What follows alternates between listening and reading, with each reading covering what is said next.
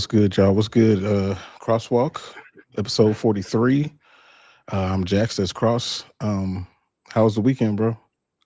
Man, I can't complain. UFC Perth was good. We got some playoff NBA basketball yesterday. So it was a good weekend of sports, but it's the week of a number card. Yeah. So you already know I'm really pumped this week, but looking forward to it. How's everything going on your end, brother?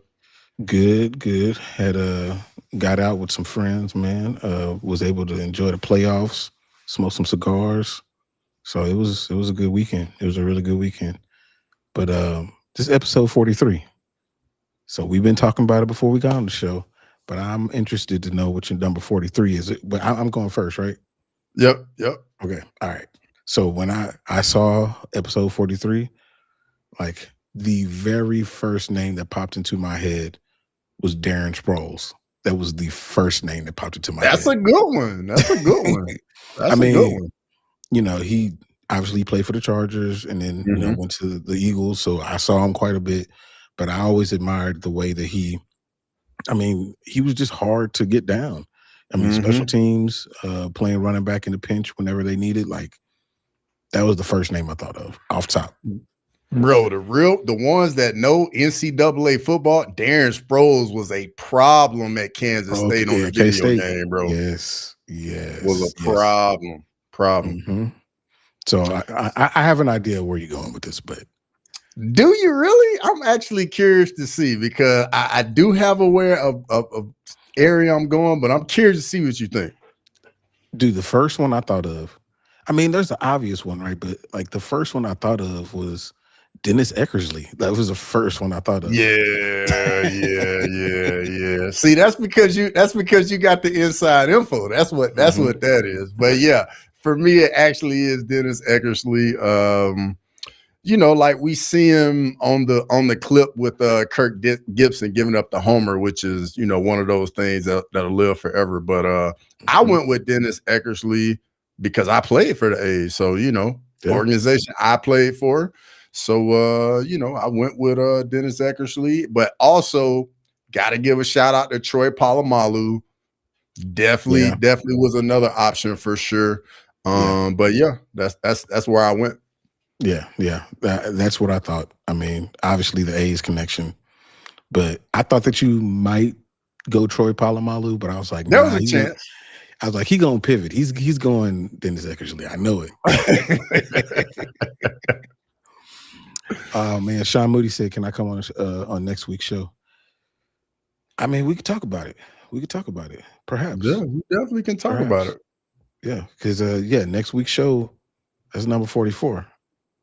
And he already brought up, some interesting names over there.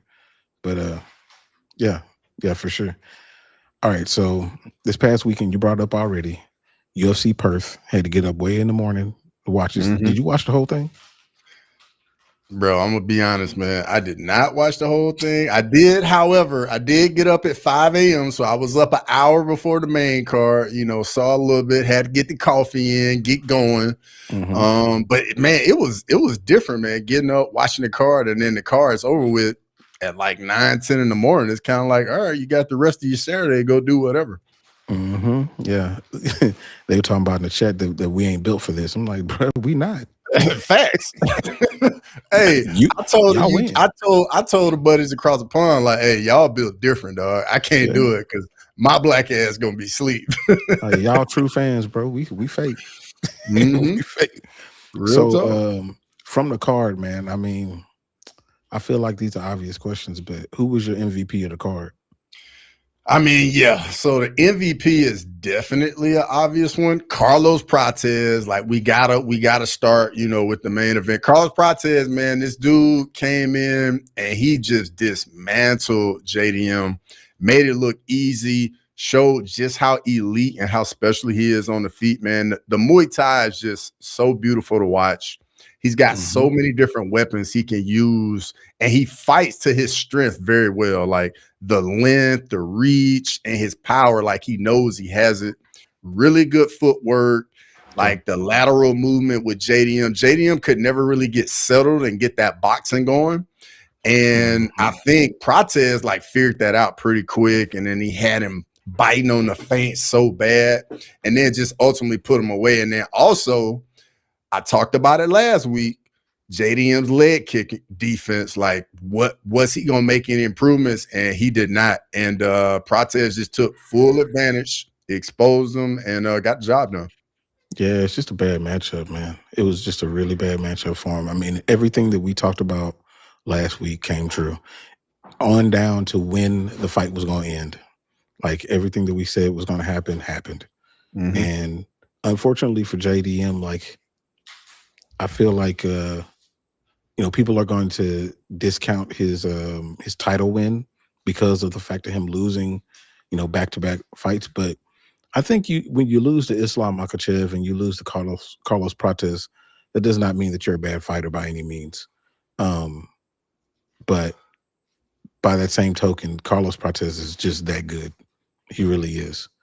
And what's going to be interesting is how they play the welterweight division from here forward, with Prates and Morales sitting there at the top. And Ian Gary, of course. Yep. I mean, I don't know which way you go with this. I really don't. What do you think? It's tough because, I mean, Ian Gary's got the win over Prates, even though Prates was very close to finish him in the 5th round, but he does have that win. Michael Morales, undefeated. So I get both sides of it. So I think, honestly, for me, the matchup I would like to see the most is probably Morales. But I think what is looking like how it's going to happen, like from everything I've been seeing on social media, is probably going to be Ian Gary. I think that's probably the least entertaining matchup of the three, if I'm being honest, because I think Islam versus Prates would be a fun matchup, because either Islam going to take Prates down, expose him on the ground, and get him out of there very quickly, or Prates going to stop the takedowns, and then it's going to be a dogfight on the feet. And a similar type thing with Morales. So we'll see. But if it were up to me, I would go with Michael Morales. So, okay, I'm going to ask you 2 questions, and y'all can answer this in the chat too. Shout out to Grammy. He just popped in.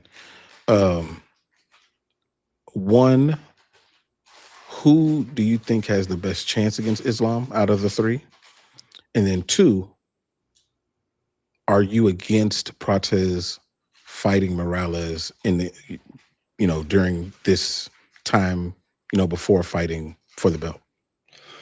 I personally think the person with the best chance to win is Ian Gary, just because I think his grappling is better of the 3 contenders in that spot. On the feet, I think he's not gonna. For me, Ian Gary doesn't really give a lot of opportunities for him to really, really get hurt like that. Whereas I think Morales and Prates, yes, they can hurt you and they can do damage, but with the same flip of the coin, man, they do have a hole in the grappling that can get exploited. But I will say this, though, a Prates Morales fight, I think everybody in the chat, including me and you, will sign up for that. Yes. And twice on Sunday. Like, that's a phenomenal fight. And I think that's probably what's going to happen. And that'll just naturally be the next number 1 contender. Of course, I want to see that fight. Of course. I don't want to kill off all 3 contenders. Like, I do think that Ian Gary is probably the one that gets the fight next. I mean, Prates can't get it over Ian Gary because, he did beat him. Yep. And then Ian Gary has that close fight with Shavkat. And then obviously he beat Prates. So that's going to give him the edge over Morales, whose best win is probably the Sean Brady fight. So Ian Gary has the edge. That being said, I believe, and this is just from being there, from seeing the body language firsthand, I think if Prates and Ian Gary were to fight again, I think Prates knocks him out. I think he learned a lot about himself in that 5th round and how hurt he had him. I think that if they fought again, it doesn't get that far. It really doesn't. Prates has that. He's got the confidence now. That was the worst thing that could have happened to Ian Gary in that situation if they were to have a rematch, is for Prates to have that confidence boost in that 5th round. Yeah. But that being said, I just don't want to kill off a contender, because I think Morales and Prates both, all three of them, deserve a title shot, one way or the other. Yeah. That's the thing with division, just having so many high-level fighters in it right now, man. Like, somebody gonna get killed off, you know what I mean? Or they just gonna be out of the octagon for so long. Yeah, that's the other part of it. That is definitely the other part of it. And with Islam not being, a super active champion, he'll fight twice a year, but not being, crazy active. If he fights Ian Gary and wins, then, there's no telling, we're going to see him after Ramadan, October, November in Madison Square Garden or something. So that's unfortunate, but I feel like that's the way it would go. Yeah. Yeah. Okay, so moving on down the card, we got the least favorite, or the least the LVP of the card. The most disappointing fighter for me on the card was JDM. Like, had all the attention on him, all the spotlight, all the pressure. I get it. You fighting in your backyard. You're coming off a performance against Islam Makhachev where you got dominated. And then in this matchup, you come in and you get dominated as well. I think he's going to have to go back to the drawing board and just figure out some different things offensively. Like, I know he was trying to grapple, trying to get the fight to the ground, but wasn't having any luck with it at all. Could not get Prates down on the ground. And for me, it kind of looks like when JDM is outside of boxing range, there's no threat at all. Like, there's no kicks there at all. And if he can't really get in the boxing range, like there's literally just no danger. And I think he's gonna have to do something, like figure something out with the leg kicking defense. But I'm not writing off JDM. I definitely think he's a good fighter, but I think he's gonna have to go back to the drawing board, make some changes. Yeah, I agree with that. I agree. My LVP, or my most disappointing fighter, is definitely Tai Tuivasa. That's a good one. Like, I don't think he deserves to be in the UFC anymore. And it's not because of his talent, it's because I question his desire and how much he's putting into it. I mean, I think that he has the talent. I mean, it's the heavyweight division. You can knock he's already shown it. You can do the things that he does and get in the top 5 of the division. Yep. Who wouldn't pay to see Tai Tuivasa against Hokit? Like, that's a great fight, but Tai Tuivasa is the one that's not holding up his end of the bargain to get up there to fight somebody like that. And so, like, I feel like he has to go outside of the UFC and show that he really wants to be here. Yeah, I think that's fair. What's it, like 6, 7 in a row? I think it might be 7. It might be. I think it's something like that. It's crazy though. Yeah. Before we move forward, Maxwell brought up Jacoby Smith coming for everyone's head. Maybe. We'll see. Possibly. I mean, we got to do stock down. So we got to do stock down. Yeah. So who do you have? Well, stock up. Who you got stock up? Stock up. I feel like this is an easy one. Quinlan Salkill, stock up. Like, took care of business. Beneil Dariush was trying to make it an ugly fight, get him in the clinch, get him up against the cage. And Quinlan Salkill did a good job of dealing with it, getting his back off the fence. And literally, as soon as he got off the fence, got out of the clinch, he put Benny D away, like with the quickness.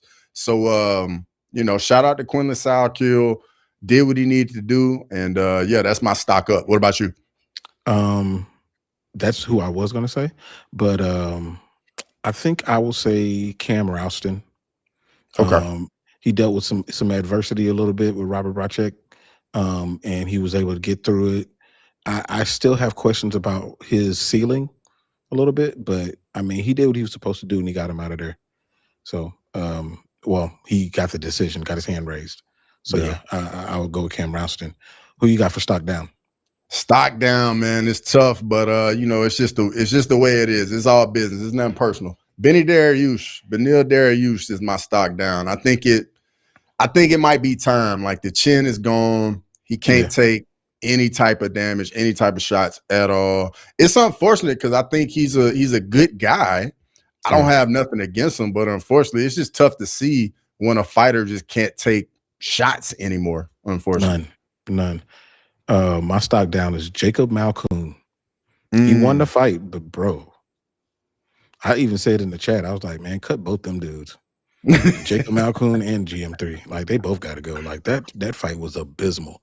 The fact that he couldn't get, I mean, I know he had GM3 hurt at the beginning of the fight in the first round, and he just couldn't get him out of there, and he was making bad decision after bad decision. Like, dude, that ain't it, bro. If you can't get GM3 out of there at this point, I don't know if you really need to be here right now. Yeah. Okay. Maxwell said JDM is chicken stock. Oh man. And Sean Moody said Volk apologized for taking Benny D chance for a belt. Here's the thing though. Benil Dariush, there was a pivot point where, and it was before Islam became champ, it was right after Islam became champ when Benny was hot. And it was, they could have had Benny fight for the belt. Benny ended up fighting Armin Sarukian. I don't know if it was Armin. I think it was either Armin or Charles Oliveira. It was one of the two. And he ended up losing. I really wanted to see Benny against Islam. And it was particularly for the grappling, just to see what would happen. And that was before his chin just got completely decimated. Yeah. And I feel like that's a fight that Armin Sarukian really took it though, bro. I was actually at that fight, bro. It was over in like minute and a half, 2 minutes. I'm like, hold up, like we need another fight or something. Yeah, that was bad. And now it's just it's all the way gone now. All the way. All right. Let's jump into some NBA, man. Did you watch any games? Oh yeah, I definitely watched it. Shout out to Grimy. I'm gonna give you your flowers again. Your Pistons got it done. They managed to battle back and advance. The series shouldn't have been as competitive as it was, but hey, the Pistons got it done. I'll give you your flowers, Grimy. But yeah, I mean, outside of that, I'm really looking forward to this next round of games on the NBA playoffs. What about you? Yeah, man, I watched a good amount. Bro, the Celtics, they gave it away. They just gave it away. And then obviously Jason Tatum had the knee situation, had to sit out, and then they started a super weird lineup for the game, which basically told everybody like they don't even believe they can win this game. Yep. And 76ers did what they were supposed to do, man, coming from the play-in all the way to the second round of the playoffs. And they're going to be playing the Knicks, who, I mean, destroyed Atlanta the way that they should. That's what they're supposed to do en route to get into the second round. And this is where things get interesting with the Knicks and the 76ers in this round. They got a lot of history, specifically Cat and Embiid. Yep. So that's going to be a very interesting series. Very interesting. How do you see that series going? I personally, that's the series I'm looking forward to the most in the Eastern Conference is Knicks, Sixers. Like Madison Square Garden gonna be rocking. Spike Lee gonna be there. It's gonna be must see TV. One thing I am worried about moving forward though is just Joel Embiid's health. Like if he cannot stay healthy, the Sixers don't have a chance. So he's gonna have to stay healthy. I think it's going to be a really, really good series. If Embiid stays healthy, I think it'll go. This series will go deep. I think so if he does stay healthy, but Embiid needs to stay healthy for at bare minimum 16 more games. No, 12 more games at bare minimum. And I just don't see it. I don't see it. Somebody on their team is going to fall apart. And if it ain't Embiid, then it's going to be PG. It's going to be one of the two. And then you got the Knicks who, bruh, like, it's all mental, man. It's all mental situations with them and the reason that they can't get over the hump. But that being said, there's so much firepower on both sides of this Mm-hmm. series. I feel like it's going to come down to it's really going to come down to OG Anunoby, and if he's a superstar or if he's just just fades into the background. Anytime OG Anunoby shows that he's like that guy, the Knicks destroy teams. Yeah. And if they're Yeah. able to use Cat as a hub of the offense, if they're able to do that, bro, 76ers shouldn't beat them. Yeah, I think this series gonna come down to the number 2, number 3 options, like, and how they play in the series. Because if Embiid's healthy, Embiid's gonna do what he does. Now the Knicks need Karl Anthony Towns to negate some of the stuff Embiid's gonna do. Mm-hmm. Like one way or another, just negate some of it. Maxey against Brunson is gonna be must-see TV. I'ma absolutely love that. Yeah, that's gonna be good. That's Straight gonna be up. real good. Mm-hmm. Maxey's speed, Brunson's footwork. Yep. Yeah, it's gonna be trouble right there. Yep. I'm interested to see how Oubre does against Bridges, or if it's PG on Bridges, how they do that whole situation. Obviously, VJ, the rookie, getting to play deep into the playoffs. This is going to be amazing for his development. I mean, there's just so much to like about this particular series, and it starts tonight. Yep, it starts tonight. The other game that's coming on tonight. The other game that's coming on tonight may be a formality, but it's the Spurs against the Timberwolves. Anthony Edwards is coming back. I did see that. Mm-hmm. Did you see the injury for his knee when he got hurt? Yeah, like a hyperextension. It looked way worse. It looked super nasty when I saw. I was like, oh yeah, he's done. Like that's got to be ligaments. But when you young, man, everything's a little bit more pliable. Can stretch a little bit. True.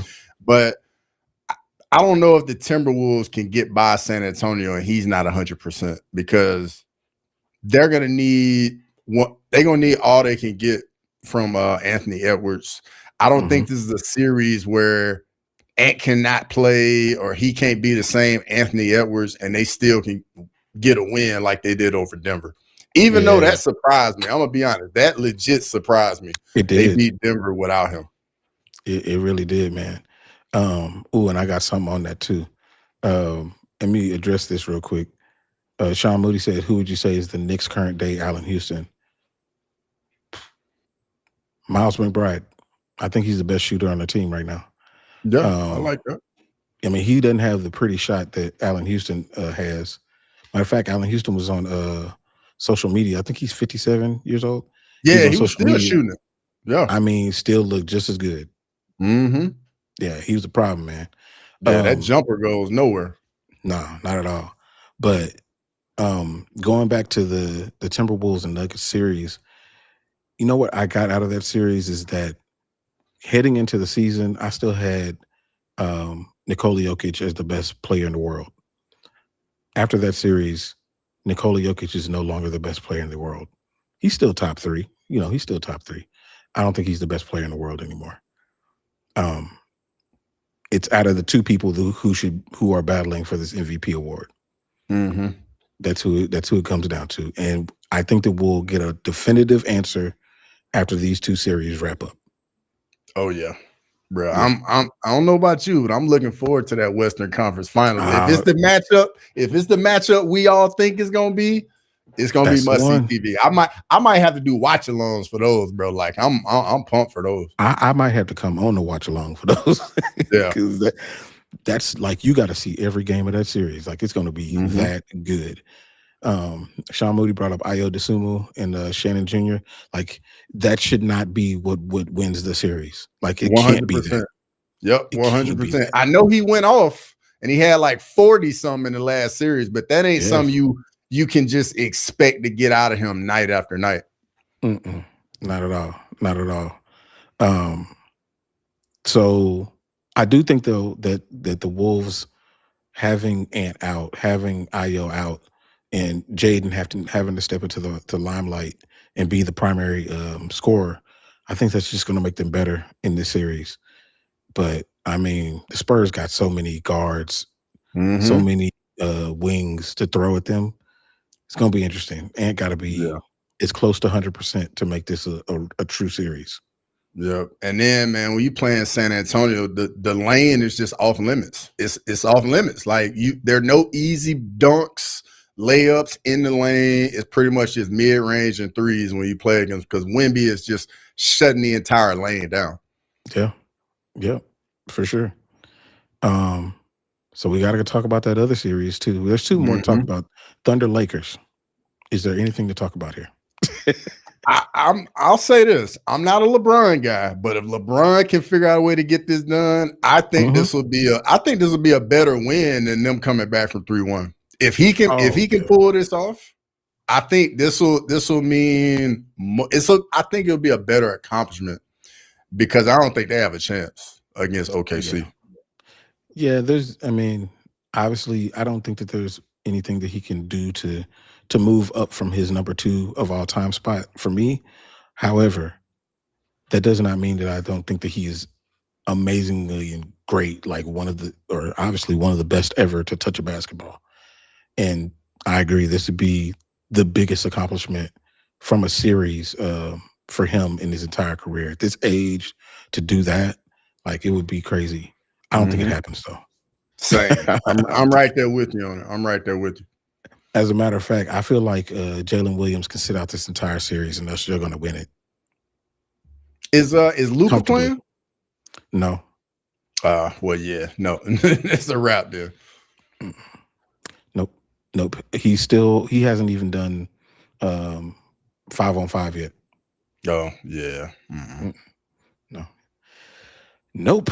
It's just a matter of whether that's going to be 4-1 or 4-0. That's really what it comes down to. Pretty much. But the other game that's on Tuesday is the Pistons versus the Cavs. And I'm not going to, I'll go out on a limb and say that's going to be the least watched of all the series. But Grimy ain't going to like that. It's the truth, man. It's the truth. Now, hopefully, that adversity that the Pistons faced in the first round, coming back from 3-1, which was amazing. Cade has been playing like a maniac pretty much the whole series, outside of that one game where he had a bunch of turnovers. But I think that they're going to come in with, a lot of confidence, and I think they're going to do what they're supposed to do in this series. And I don't think the Cavs are going to match up to them. Yeah, bro, I'm with you, man. I think coming back from 3-1 is going to energize and galvanize the Pistons so much, bro. Like, when you go through something like that with your teammates and everybody in the locker room can look like, yeah, like we did that. I think game 1, the Pistons are going to come out and play unreal, and I wouldn't even be surprised they come out and just blow out the Cavs in game 1. It would not surprise me at all, man. Like, when you get into the postseason, it's all about momentum. Like, everybody like trusting their teammates, and when you come back from something like that, it brings the team closer together. Yeah, 100% agree. If the Pistons go out there, Grammy, and they lose game 1, I mean, they not who we thought they were. That's really what it come down to. They got to win game 1. They can't go out here and start down again, because even if they get through this series, I will pick whoever comes out of the other series against them.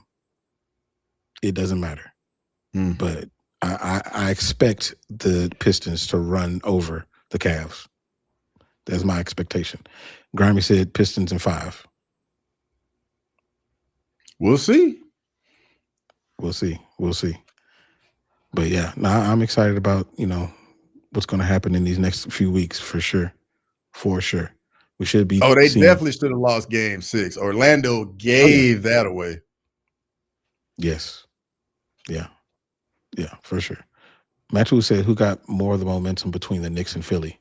Philly. Yeah, I'm going to say Philly. Yeah. Because you got to think, Boston was up 3-1. Philly came all the way back, beat them. Like, I'm telling you, like, the energy and the belief in that Philly locker room right now is at an all-time high. Yep, 100%. And the fact that, Embiid has personally lost to Boston in the playoffs, I think 3 times. Like, that's a big milestone for him to get over that, to get through that appendectomy that he had to go through and come back and play as well as he has. Like, he's going to have all the energy in the world to go against somebody that he really dislikes in Cat. Mm-hmm. Matter of fact, man, I'm probably going to build some Cat on a soundboard. His little sound bites are hilarious. Gotcha. Little zesty. He does do some zesty things now. Oh, it's a lot of zesty. A lot of zesty. A lot of zing. Mm-hmm. Yeah, but I'm looking forward to these series, man. It's gonna be crazy. All right, so let's talk about, our boy. Our boy is about to come out here and defend his belt, man. And, our boy. Chimaev always been my guy. He's been my guy. Really? I feel like this news to me. Where have you been? I felt like I was out here on the island by myself. No, I've been a Chimaev guy from the jump. Oh, okay. All right. Okay. You know when I like really got on board was that one punch knockout of GM3. I was like, okay. Yeah. I was like, okay. All right. Bro, I got a story from that fight. So before the GM3 fight, I think GM3 was his third fight in the UFC. Yeah. So the first 2 fights, I see Chimaev, and I'm like, man, this is crazy, right? So I got a buddy. He was watching UFC before me, and I was telling him about him, and he was like, "What? Like, you for real?" So that event, like, we ended up watching it together, and like before the fight, like I'm glazed and I'm hyping up Khamzat. He like, all right, we're about to see, and bro, he got that 1-punch KO. It was perfect. It was perfect.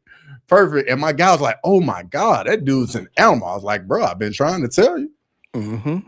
Dude, the reason that 1-punch KO did it for me is because, we see a lot of prospects come in that are really good at one side of the game.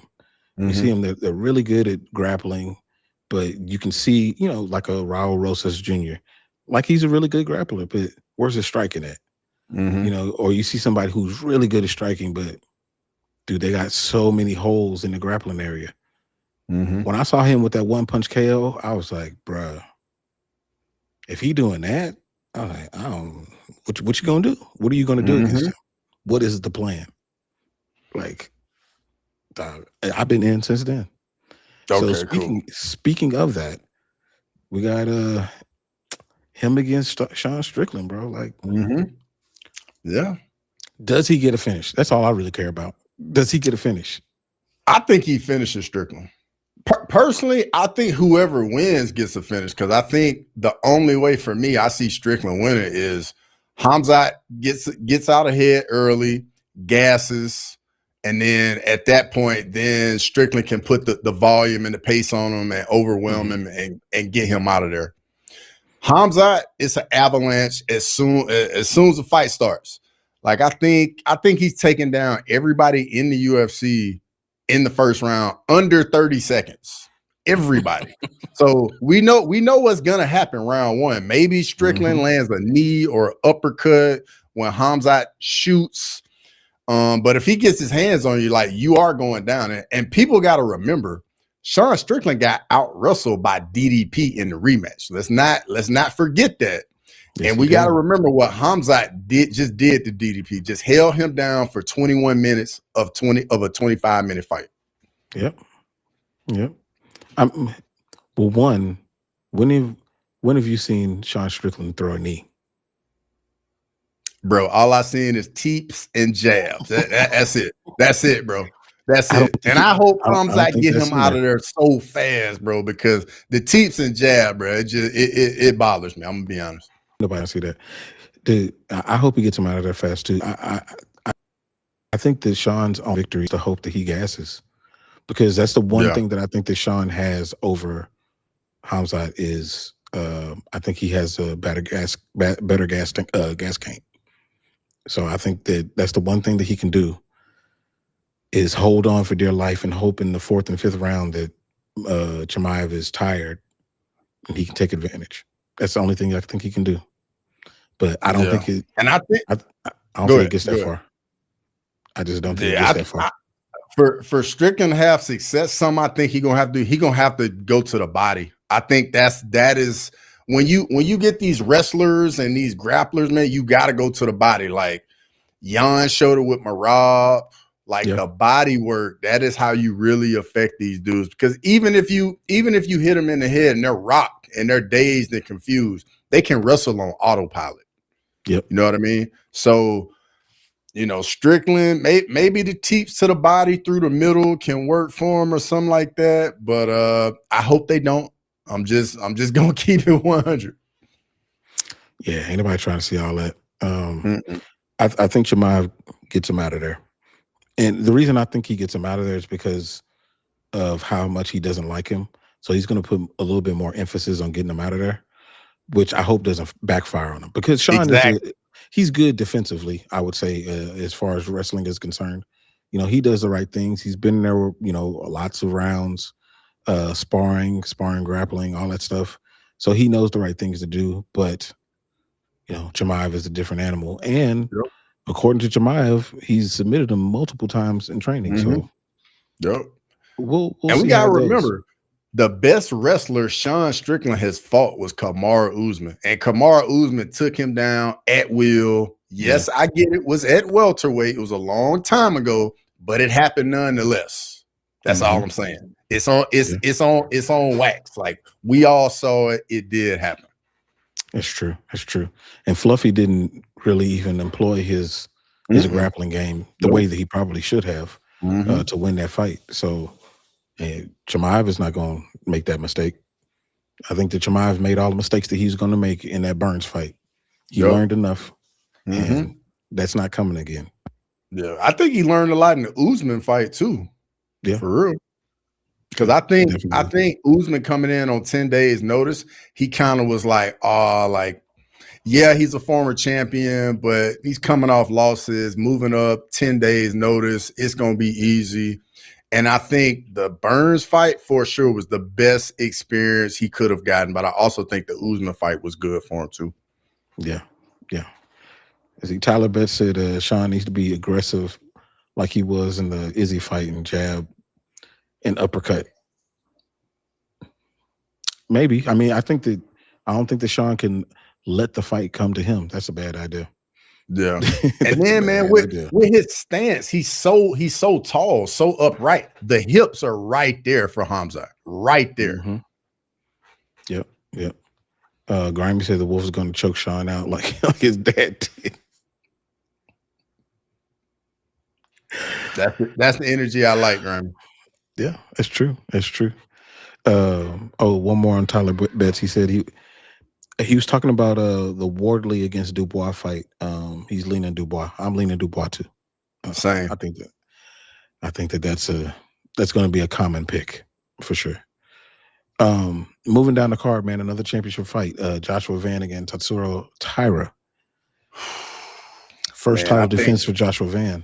First title defense. We get some Asian on Asian violence right here. Yeah. I think this is an excellent matchup, man. We get, Joshua Van, really good boxing, really good takedown defense as well. And I think that is going to be the big key in this fight. He's got experience fighting a good grappler in Ray Saruya, and he defended a lot of the takedowns in the Ray Saruya fight. Now Tatsuro Taira, big time grapplers, coming off the finish of Brandon Moreno. And we already know what time it is with Taira, man. He wants to get you to the ground, get that body lock, look for a submission, or like what he did with Moreno, is just ground and pound and get you up out of there. And I think this is going to be fun because, if Van doesn't get Taira out of there, that wrestling threat is always going to be there. Always going to be there. And Taira's got a chin, boy. Ooh. I mean, he takes some shots. I agree. I mean, it's wrestling against anti-wrestling. And yeah, Tatsuro Taira I think he's the favorite, and he should be. It's a tough matchup for Joshua Van, but I mean, that's what happens when you're a champ. I would have preferred if he was fighting Man, Manel Kopp. That should be his nickname, Man. But I would have preferred that fight. I think it would have been a little bit more exciting, but I do think that Tatsuro Taira is going to walk through a little bit of fire and get his hands on Joshua Van. I want to ride with Joshua Van just because I like him. I like his style. I just like the person, but the matchup is tough. Yeah. And then on top of it, man, Van is like undersized at flyweight. Yeah, he's an atom weight. Real talk. And Tatsuro Taira is big. And strong too. Yeah. It's gonna be a tough one for him, but he can knock him out. He can knock him out. One punch though, or is it it just piles it on? He can one punch knock him out, dog. Joshua Van got power. He's got real power. I think he can, but like I said, Tatsuro Taira has a really, really good chin too. So I don't know, man. I think that Tatsuro Taira walks through. I think he'll be getting tagged at the beginning. He'll walk through it, get a hold of Joshua Van, and then it's just a matter of how good is Joshua Van's defense. Yeah. Who do you think controls the pace of this fight? Do you think Taira slows it down with the grappling threat and the grappling? Or because, I mean, if you look at their significant strike numbers, Joshua Van is throwing crazy volume, whereas Tatsuro Taira, the volume's way down. And I think that's going to play a big part of like the pace of this fight. I think that Joshua Van he'll control the pace initially because Tatsuro Taira is going to just be an opportunistic grappler. I think he's just going to be waiting for Joshua Van to make a mistake that leaves him open for a takedown. I don't think that. I mean, I think that Tatsuro Taira will, throw things to be respectable, but the whole time he's just looking to grab him. The whole time. Okay. And then once he grabs him, it's Taira time. That's how it's gonna go. Unfortunately. Let's see. Oh, Sean Moody brought up Kyoji Horiguchi. Isn't he matched up with Cop? I think so. Yeah. That's gonna be a good. That's a title eliminator right there. That's a eliminator fight right there. Yeah, whoever wins that fight, they in. So I mean, he got it right there. He does what he's only had one fight since he got back, so prove it twice. So speaking of title eliminators, Alexander Volkov, Waldo Cortez Acosta, Salsa Boy.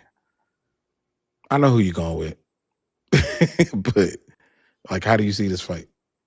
So in the first round, I think it's gonna be a little slower pace because just the length pause of Volkov, 6'7", 80-inch reach, uses the kicks well, fights to his strengths very well. Salsa Boy, very dangerous with the hands, very good boxer, very good counter striker as well. It wouldn't surprise me if we see Salsa Boy use a little bit of the game he used against Robelis de Spain, another tall heavyweight striker, like grapple. And we got to see Waldo Cortez Acosta can handle himself on the ground. I think he should mix it up a little bit with Volkov, get him thinking about some different things. And then I think that's going to allow Salsa Boy to close the distance and land with his hands. You know who the favorite is in this one? Let me see. I got it right here. Volkov. Yeah. Volkov currently is a -156. That's on Bet Online. DraftKings got him at -175. I think that line closes, and by the time the fight rolls around, it'll be a pick'em. But I mean, I agree, man. Now the difference, I would say, obviously, Despain isn't as curated a striker as Volkov is. Was a lot more sophisticated with his striking, and I think that's definitely going to be an advantage. And normally, if you don't have a takedown threat for Volkov, unless he's fighting the top tier, people have a hard time doing anything with him. Mm-hmm. So I lean towards Volkov in this fight, but Salsa Boy just keeps on surprising me, man. He just keeps on Yep. surprising me. Yep. And And so active too. yeah, very active. It does help that, as a heavyweight, you ain't got to cut weight like that. True. But he got to yes. be active, man. He got like 6 kids, I believe. He got to get them bonuses, though. Yeah, he need all them bonuses, bro. Oh man, I know he had 6 of them. That's Mm-hmm. I respect it. I respect the grind, bro.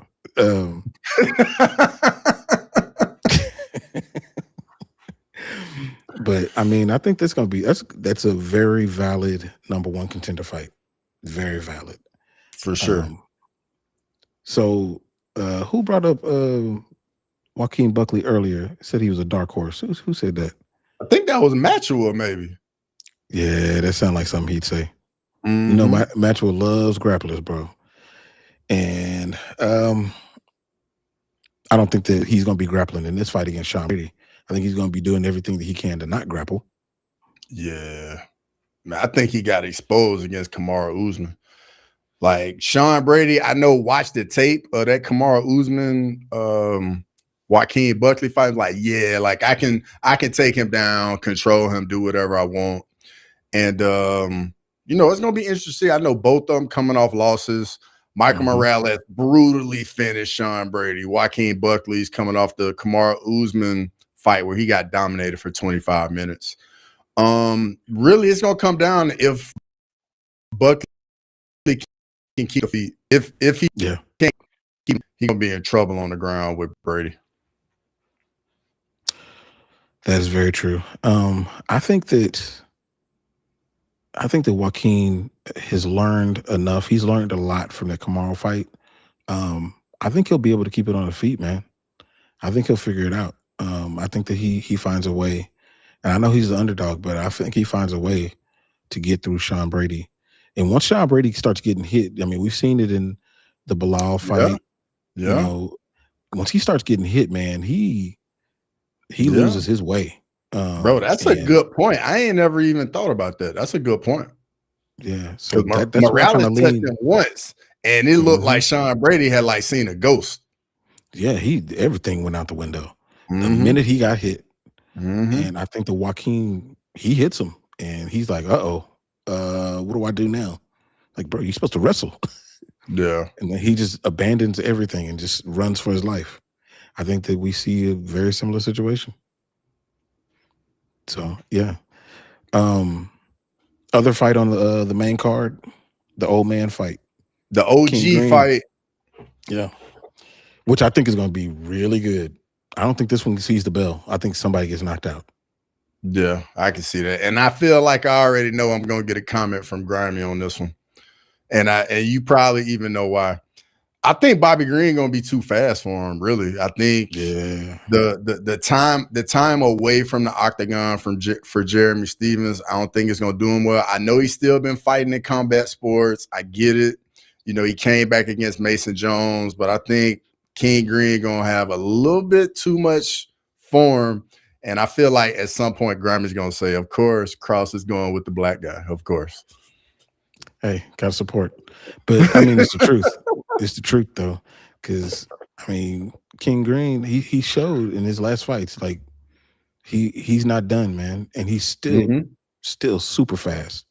And if you look at the older black dudes that are in the UFC, him, Michael Johnson, Michael Johnson got knocked out, but that speed's still there. King Green, that speed's still there. And I don't think that Jeremy Stephens is going to get close enough to do anything.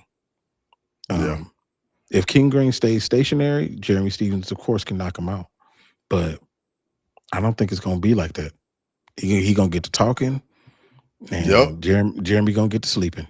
Yeah, I think that's how it goes. Yeah. All right, so we got a few minutes left. Let's go through a couple of these. What's your favorite fight on the prelims? Bro, it's a banger on the prelims, and I know a lot of the chat looking at it too. Joel Alvarez versus Yaroslav Amosov. Banger on the prelims. That's the one. That is the Yeah. one. Joel Alvarez, up at welterweight. I think that's his natural weight class. Amosov, former Bellator champion, got that win over Neil Magny, got him out of there in the first round. I think this is going to be a phenomenal fight. I think Amosov's going to try to use the grappling. Joel Alvarez, legit submission threat, but I think sometimes he does get a little comfortable on his back, and he'll just allow people just to lay in half guard against him. But I think that's going to be a phenomenal fight, high level MMA fight right there. Yeah, that's a good one. That's a really good one. And that would have been mine to pick, but picking a different one, I'm actually looking forward to seeing Pat Sabatini against William Gomis. I'm interested to see that chess match. I like both of them, and especially William Gomis. He's a very clean striker, got a perfect nickname. So like I really want to see how that turns out. I think that's going to be a good one. All right. Prospect of the night. I know Prospect of the night. We've talked about this guy a little bit in the past, but Atiba Gauthier is the prospect on the card, in my opinion. Yeah. I think a lot of potential, big time power. In his last fight against this Russian, Andrei Pulyev, faced a little bit of adversity. He landed some shots and Pulyev didn't go away, which I think is going to be good for him. It's going to help him. Going up against Ozzy Diaz, guys, I think he might be a can. So I'm expecting Gauthier to get him out of there quick, fast, and in a hurry. Yeah, my prospect of the card is Baisangur Susakayev. Okay. He's early on in the card, but obviously, going back to what he did on the Contender Series, coming off of that, immediately fighting, had some trouble in that first fight, but still got the person out of there. I think he's definitely one to watch if he's able to continue to string these wins together. Man, he's trying to do that Chimaev fast track of fighting a whole bunch, building up a name, and then getting some bigger fights. So he's definitely one that I'm interested to see if he can continue to put these types of performances together. Yeah. Back against the wall fighter. Back against the wall fighter. Back against the wall fighter. Somebody that absolutely has to have a win. I'm gonna go a little bit off the radar a little bit. I'm gonna go with Roman Kopylov. He's lost his last two fights. Good striker. I think he's solid, but I mean, his losses are Paulo Costa and Gregory Rodriguez and Fluffy. He's not losing to cans. He's losing to good fighters. But at some point, you gotta start putting wins together in the UFC. And that matchup with him and with Marco Tulio, I think that's gonna be a lot of fun. Two strikers, gonna be very dangerous. And I think that's gonna be a good one too. Yeah, I do. I think so too. My back against the wall fighter is going to be Mateusz Raumbecki. I think that, there's been he's taken a lot of damage. Yes. Oh my God. Bro, he gets super bloody in every single fight he has, bro. Dude, it's been bad. So he's coming off of two losses that he took, tons and tons of damage. They didn't get him out of there, but lots of damage. Even the one that he won against Oralby, he still took a ton of damage. Yeah, that's his last I was fight. like, shit. Yeah, for real. Yeah. And so I mean, he's coming off of two losses. Of course, they're to Ludovic Klein, Chris Duncan, but if he loses, this will be his third in a row. I don't think that he'll get cut or anything like that, but the high thoughts that the promotion had of him would definitely start to really, really go down. Yeah. And he would really be up against it after that. So I think he's in a bit of trouble. Blood and guts fighter is right. I think he's way too entertaining for him to get cut from the UFC. His fights are way too bloody. He's just in war after war after war. He's one of those guys that could lose 3, 4, 5, 6 fights, and all of them are phenomenal fights. And I know the UFC will keep him in there just because of the entertainment value. Yeah. So what do you think is going to be fight of the night? I think I know where you're going with this, but what do you think is going to be fight of the night? Fight of the night. Let me see. Fight of the night.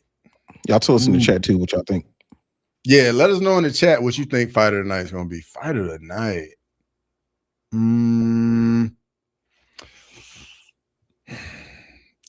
I think this fight's going to be entertaining. I don't think it'll win fight of the night, but I think King Green, Jeremy Stevens is going to be entertaining. Like, yeah. I don't think it'll win it, but I think it'll definitely be a very, very entertaining fight. But Van Tatsito Tyra, I think is going to be phenomenal because I think that fight, it can kind of like have like big time swings. Like Joshua Van can be piecing up Tyra. And then next thing you know, Tyra gets the takedown. He's on Van's back. And you're like, oh no, like what just happened so fast? And yeah, that's how I'm looking at it. What about you? I think we're going to see similar stuff to that in the Grant Dawson and Mateusz Rebecki fight too. Okay. But I think the fight tonight's going to be Joel Alvarez and Yaroslav Amosov. I think that's going to be I say there's a guarantee that won't be boring, but you never know. But dude, that fight's going to be nasty. I think that's going to be the one. I think it's going to be the one. Yeah, that's a good call. Maxwell said Green styling Stevens is going to be fight of the night. Grimy said Dawson against Rebecki. Okay. Yeah, that's going to be interesting. I think that Mateusz is not going to look like he did in the previous fights. I think that there's a high chance he might lose because Grant Dawson is grappling, but I don't think he's going to take that kind of damage. I don't think that Grant Dawson is like that. He wins fights. I agree with you. I think he's like a front runner. Like when he gets any adversity, I think he kind of mails it in. Yeah. Respectfully, of course. Respectfully. Yeah. Oh, Vincent said Yaroslav and against Alvarez. Yeah. We haven't seen a lot of Joe in so long that he needs to make a big statement to propel them. Yes, that's very true. Like I almost put like Alvarez, Manuel Torres, Daniel Zellhuber, Jalen Turner, like all of them in a group. Yeah. And it's like, which one of these, who's the best out of these guys? And I almost feel like it's supposed to be Joel Alvarez. But I don't know. I still don't know who it is. I think I have an idea who it's not. I don't think it's Daniel Zellhuber. Agreed. I think we've seen he's probably about that's another dude that needs to win bad too in the UFC. Yeah, he does. Real bad. There's one other dude that he's Argentinian. What is his name? Ribovich? Yes. That's who I was thinking of. I kind of grouped all of them together. Gotcha. Yeah. Anywho, man, I think it's going to be an amazing card. I'm super excited for it. Are you doing a watch along? Bro, you already know I'm doing a watch along, bro. You already know what time it is, man. Absolutely. Yeah, but I actually, a couple buddies of mine, they have a channel, and I actually live stream with them before I was even on YouTube, and they hit me up about doing a watch along for 328. So I'm supposed to be doing a watch along with them.